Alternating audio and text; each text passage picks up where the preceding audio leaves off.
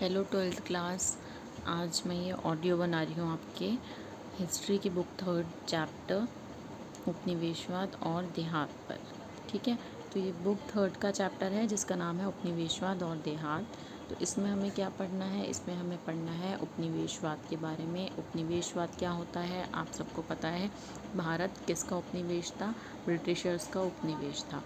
तो कोई भी ऐसा शक्तिशाली देश जब किसी कमज़ोर देश पर अपना नियंत्रण बना लेता है, वहाँ के रिसोर्सेज पर कंट्रोल कर लेता है, संसाधनों पर कब्जा कर लेता है, तो उस देश को क्या बोला जाता है? उपनिवेश। तो भारत क्या था? भारत था ब्रिटिश ईस्ट इंडिया कंपनी का या ब्रिटिशर्स का उपनिवेश।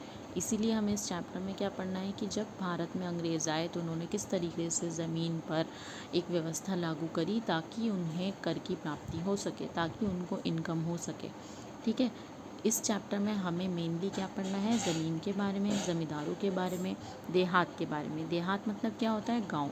तो गांव में उन्होंने कर इकट्ठा करने के लिए कौन कौन से सिस्टम्स लागू किए थे, वही हम इस चैप्टर में डिटेल में पढ़ने वाले हैं। नेक्स्ट है सबसे पहले हमें इस चैप्टर में क्या देखना है? बंगाल के बारे में देखना है और वहाँ के ज़मींदारों के बारे में देखना है। बंगाल और वहाँ के ज़मींदार क्यों इम्पोर्टेंट हो जाते हैं? इसलिए इम्पोर्टेंट हो जाते हैं क्योंकि जब अंग्रेज़ों ने भूमि से रिलेटेड एक सिस्टम बनाया था तो सबसे पहले उसको कहाँ लागू किया था? बंगाल में लागू किया था।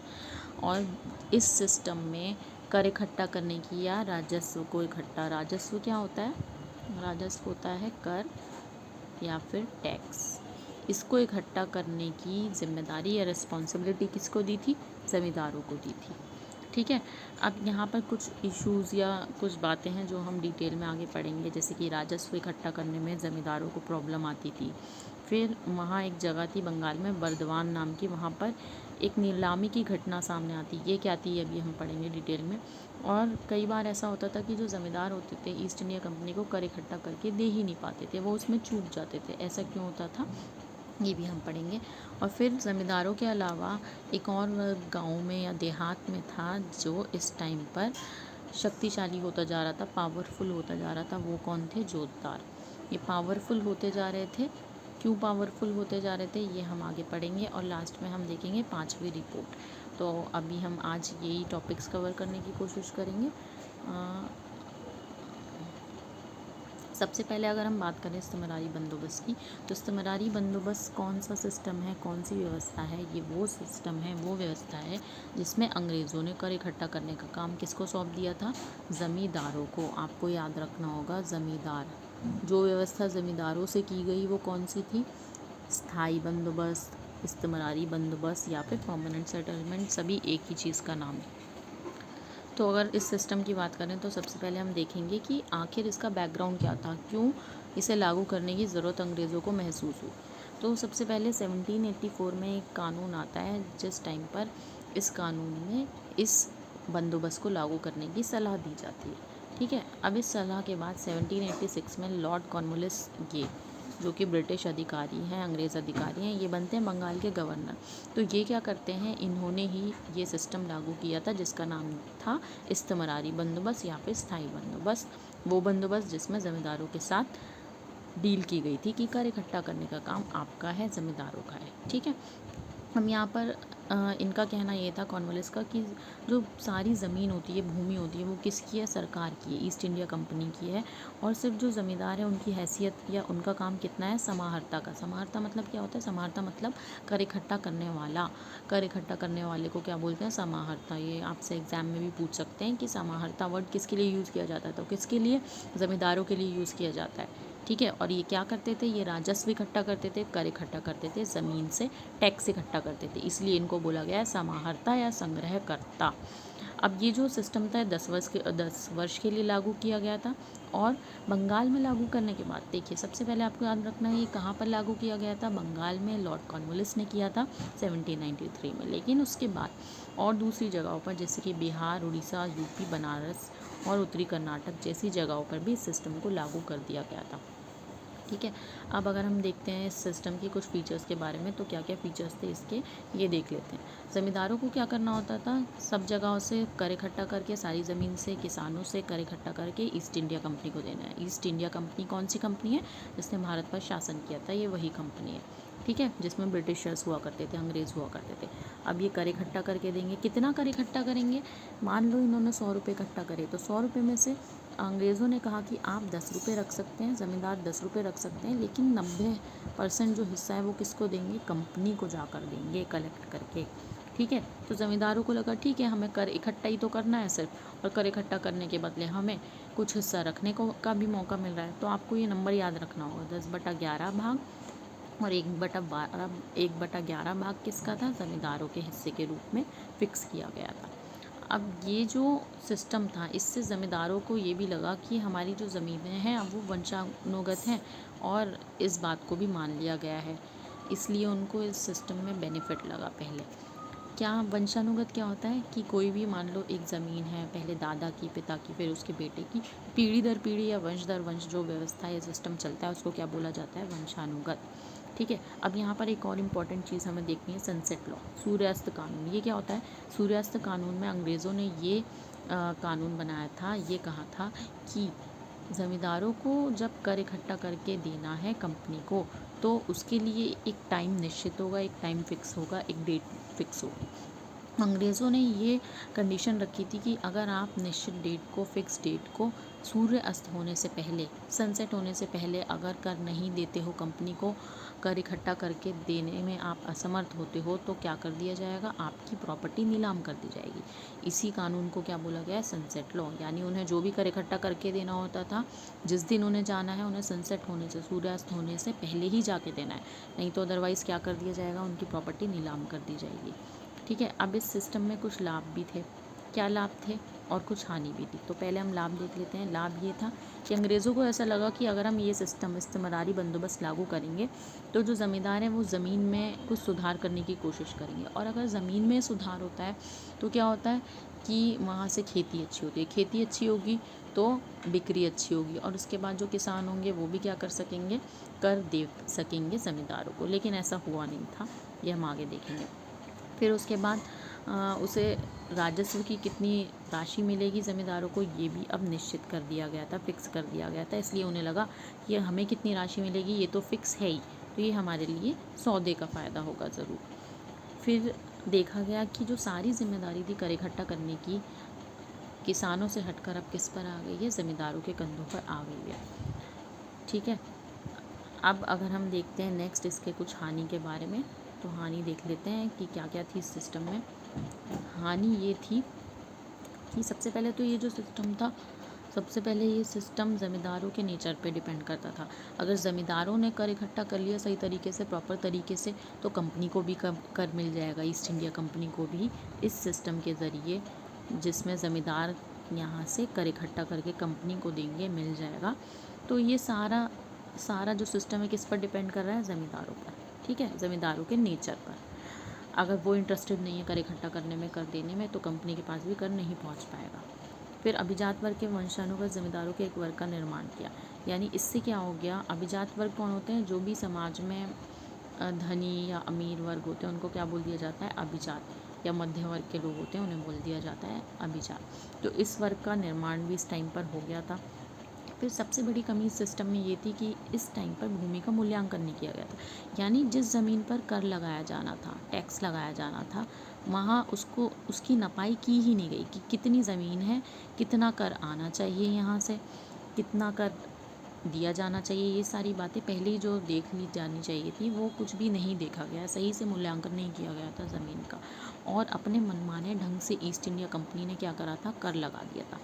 ज़मीन की नपाई तो की नहीं, देखा ही नहीं कि कितनी ज़मीन है, कितना कराना चाहिए, क्या इस ज़मीन से अच्छी फसल भी आती है, अच्छी फसल आएगी तभी तो इस किसान भी कर दे पाएगा। लेकिन जब फसल ही अच्छी नहीं होगी, किसान ही अपनी फसल बेच नहीं पाएंगे, तो क्या होगा? वो कर भी नहीं दे पाएंगे।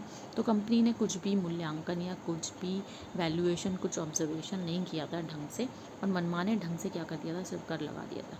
और राजस्व की डिमांड इतनी ज़्यादा थी, इतना ज़्यादा कर की डिमांड उन्होंने करी थी कि ज़मींदार जो है वो कई बार चूक जाते थे, यानी वो दे ही नहीं पाते थे। इतनी ज़्यादा डिमांड होगी तो किसान कैसे देंगे ज़मींदार को? और जब ज़मींदार के पास ही कर नहीं जा पाएगा तो क्या होगा? कंपनी के पास भी नहीं जा पाएगा। इसीलिए इस सारे सिस्टम की इन कमियों की वजह से अर्थव्यवस्था पर, इकोनॉमी पर बुरा प्रभाव पड़ा था। ठीक है, अब इसके बाद हम देख लेते हैं वर्धमान में की गई नीलामी का एक एग्जाम्पल। वर्धमान में क्या हुआ था, नीलामी की जा रही थी एक ज़मीन की। अब वर्धमान कहाँ पर है? वर्धमान है बंगाल में एक जगह। वहाँ पर देखा गया कि एक ज़मीन की नीलामी हो रही है, किसी की प्रॉपर्टी की नीलामी हो रही है 1797 में। यहाँ राजा जो वर्ड है वो किसके लिए यूज़ किया गया? ज़मींदारों के लिए। ये किंग नहीं है, ये ज़मींदार है। उसकी प्रॉपर्टी नीलाम की जा रही है। ये सब क्यों हो रहा है? इसी सिस्टम, इस्तेमारी सिस्टम की वजह से। अब मैंने आपको बताया था जब ज़मींदार जो है कर इकट्ठा नहीं कर पाते थे और ईस्ट इंडिया कंपनी को नहीं दे पाते थे, तो उनकी प्रॉपर्टी क्या कर दी जाएगी? नीलाम कर दी जाएगी। ठीक है। और इसीलिए क्या होता था, उनके पास कुछ नहीं रहता था। लेकिन एक बार क्या हुआ, एक एजेंट था, उसने क्या देखा, जब ये पूरी नीलामी की घटना हो रही थी तो उसने ऑब्ज़र्व किया कि इसमें कुछ गड़बड़ है। वो क्या गड़बड़ है? वो ये गड़बड़ है कि जो लोग ख़रीदार थे, नीलामी में होता है ना, बहुत सारे लोग ख़रीदने आते हैं, मान लो कोई प्रॉपर्टी बिक रही है, फिर उसके रेट लगाए जाते हैं और दूसरे लोग उसको बोली के अकॉर्डिंग अपने अपने बताते हैं कि हम खरीदेंगे या हम खरीदेंगे। अब एक एजेंट ने ऑब्ज़र्व किया कि ये जो नीलामी हो रही है तो पूरी तरीके से फ़र्ज़ी है। कैसे फ़र्ज़ी है? क्योंकि इस नीलामी में जो ज़्यादातर ख़रीदने वाले लोग थे वो जो ज़मींदार थे उसी के रिलेटिव थे, उसी के रिलेटिव थे या उसी के नौकर थे या उसी के जानने वाले लोग थे। तो ज़मींदारों ने क्या चालाकी करी, पहले तो ईस्ट इंडिया कंपनी को कर नहीं दिया। ठीक है। और कर नहीं दिया, जब उनकी प्रॉपर्टी कंपनी ने सोचा नीलाम कर देते हैं सज़ा के तौर पे, तो उसके बाद भी उन्होंने अपनी प्रॉपर्टी को इनडायरेक्ट तरीके से ख़रीद लिया। यानी वो नीलामी भी एक तरीके से फ़र्ज़ी थी, ये नीलामी फ़र्ज़ी थी। इससे अंग्रेज़ों को कुछ ज़्यादा ख़ास फ़ायदा नहीं हुआ। इसीलिए इस सिस्टम में बहुत सारी कमियां थीं। भले ही नीलामी की कोशिश की गई, लेकिन वो नीलामी भी फ़र्ज़ी होती थी और जो ज़मीन होती थी, प्रॉपर्टी होती थी, घूम फिर के ज़मींदारों के पास ही चली जाती थी। ठीक है। नेक्स्ट देखते हैं हम कि आखिर क्यों चूक जाते थे, आखिर ज़मींदार क्यों चूक जाते थे राजस्व राशि का भुगतान करने में। राजस्व राशि मतलब कर को देने में क्यों चूक जाते थे। ये क्वेश्चन भी एग्ज़ाम में आता है कि ज़मींदार राजस्व का भुगतान करने में क्यों चूक जाते थे, क्यों वो ईस्ट इंडिया कंपनी को कर नहीं दे पाते थे सही तरीके से। सबसे पहला रीज़न है कि डिमांड ही इतनी ज़्यादा थी कि वो कर इकट्ठा ही नहीं कर पाते थे, बहुत ज़्यादा हाई डिमांड थी। ठीक है। फिर उसके बाद जैसे फॉर एग्ज़ाम्पल अगर आपकी स्कूल की फ़ीस 10,000 कर दी जाए तो क्या कोई क्लास टीचर फ़ीस कलेक्ट कर पाएगा? नहीं, क्योंकि वो डिमांड इतनी हाई है कि स्टूडेंट्स के लिए देना और टीचर के लिए वो कलेक्ट कर पाना बहुत ज़्यादा डिफ़िकल्ट हो जाएगा। ऐसे ही हुआ था इस टाइम पर, डिमांड बहुत ज़्यादा की गई थी। दूसरा, 1790 के दशक में जब लागू किया गया इसको, तो उपज की जो कीमत थी, उपज मतलब फसल, यानी जो भी प्रोडक्शन किया जा रहा है उसकी कीमत बहुत कम थी। तो जब कीमत बहुत कम होगी तो लोग कैसे कर देंगे? लोग कर नहीं दे पाएंगे, और किसान जब ज़मींदार को कर नहीं दे पाएंगे तो कंपनी के पास भी कर नहीं आ पाएगा। ठीक है। और राजस्व असमान था। असमान मतलब फसल चाहे अच्छी हो ख़राब हो, कंपनी को इससे कोई मतलब नहीं था। कंपनी को बस किस बात से मतलब था कि उन्हें बहुत ज़्यादा रेवेन्यू चाहिए, उन्हें बहुत ज़्यादा कर चाहिए। ठीक है। लेकिन ये इस सिस्टम की कमी थी, जब आप बहुत ज़्यादा डिमांड करेंगे तो उसको इकट्ठा कर पाना ही पॉसिबल नहीं हो पाएगा। इसीलिए ज़मींदार जो है चूक जाते थे। आपको ये सारे पॉइंट्स याद रखने होंगे। अब यहाँ पे कुछ पॉइंट्स बताए गए हैं। बताया गया है कि भाई कि ज़मींदारों की जो पावर्स थी अंग्रेज़ों ने बहुत ज़्यादा सीमित कर दी थी। उनके पास एक सैन्य टुकड़ी होती थी, उसको भी भंग कर दिया। उनके पास कचहरी में कुछ न्याय करने का अधिकार होते थे, उसको भी हटा दिया। और अब ये जो कचहरी में कुछ कलेक्टर थे उनकी नियुक्ति करी गई और उनकी देखरेख में ही ये कचहरियाँ चलती थी। ज़मींदारों की जो पावर्स थी बहुत ज़्यादा कम कर दी गई और सीमित कर दी गई। अब यहाँ आपको एक वर्ड देखने को मिलेगा, अमला। अमला कौन होता है? एग्ज़ाम में पूछ सकते हैं। अमला वर्ड याद रखना। अमला होता है एक अधिकारी जिसका काम क्या था? गांव से कर इकट्ठा करना। यानी वो गांव में आता था और कर इकट्ठा करेगा और फिर क्या होगा, वही कर कंपनी के पास जाएगा। ठीक है। और रैयत जो है इस राजस्व का भुगतान नहीं कर पाते थे। रैयत कौन होते हैं? हमेशा याद रखना, जहाँ भी रैयत वर्ड देखने को मिले, मॉडर्न इंडिया में, मिडेवल इंडिया में, इसका मतलब क्या होता है? किसान। ये टर्म आपको भूलनी नहीं है कि रैयत वर्ड हमेशा याद रहना चाहिए, किसान होते हैं। अब नेक्स्ट इम्पॉर्टेंट वर्ड आ जाता है जोतदार। ये मोस्ट इम्पॉर्टेंट है। अब क्या हुआ है, जोतदार कौन होते हैं? धनी किसान। ये रहा ना धनवान रैयत। धनी किसान कौन होते हैं? जोतदार। आपको याद रखना होगा। अब धीरे धीरे इनकी पावर्स बढ़ती जा रही है गांव में। कैसे बढ़ती जा रही है अभी हम देखेंगे। अब ज़मींदारों की शक्ति तो कम होती जा रही है, उनकी पावर्स को सीमित कर दिया था कंपनी ने, लेकिन जोतदारों की जो पावर है वो धीरे धीरे बढ़ती जा रही है गाँव में। यहाँ पे हम कुछ पॉइंट्स देख लेते हैं कि आखिर ज़मींदारों का ये जो अपोज करने वाला एक वर्ग था जोतदार, इनका उदय कैसे हो रहा था। ये कौन होते हैं? ये होते हैं धनी किसान वर्ग, हमेशा याद रखना, ठीक है। और इनकी स्थिति मजबूत होती जा रही थी क्योंकि इनके पास बड़े बड़े रकबे यानी ज़मीन के बड़े बड़े टुकड़े हुआ करते थे, इसीलिए ये लोग पावरफुल थे, ठीक है। अब इसके बाद इनका जो कंट्रोल होता था बहुत ज़्यादा रहता था किस पर? गरीब किसानों पर, काश्तकारों पर। और ये लोग क्या करते थे? अपनी ज़मीन पर खेती करवाते थे बटाईदारों से, और बटाईदार क्या करते थे? आधा हिस्सा खुद रखते थे कुछ हिस्सा, और बाकी आधा जोतदारों को दे दिया करते थे। और इसीलिए जो ये जोतदार हैं धीरे धीरे पावरफुल होते गए, ताकतवर होते गए, ठीक है। इसके बाद ये जो जोतदार हैं किसानों पर बहुत ज़्यादा कंट्रोल करके रखते थे और उनको भड़काते थे कि इतनी ज़्यादा डिमांड कर रहे हैं ज़मींदार आपसे कर की, आपको कर नहीं देना है ज़मींदारों को, क्योंकि आपकी फसल ही अच्छी नहीं है। फसल अच्छी नहीं है तो आप कैसे कर दे पाएंगे? इसीलिए ये बहुत ज़्यादा भड़काते थे और कई बार किसान इनके प्रभाव में आकर ज़मींदारों को कर नहीं देते थे, ठीक है। ताकि ये इसलिए भी ऐसा करते थे ताकि ज़मींदारों की प्रॉपर्टी नीलाम हो जाए और उनकी पावर्स कम हो जाए।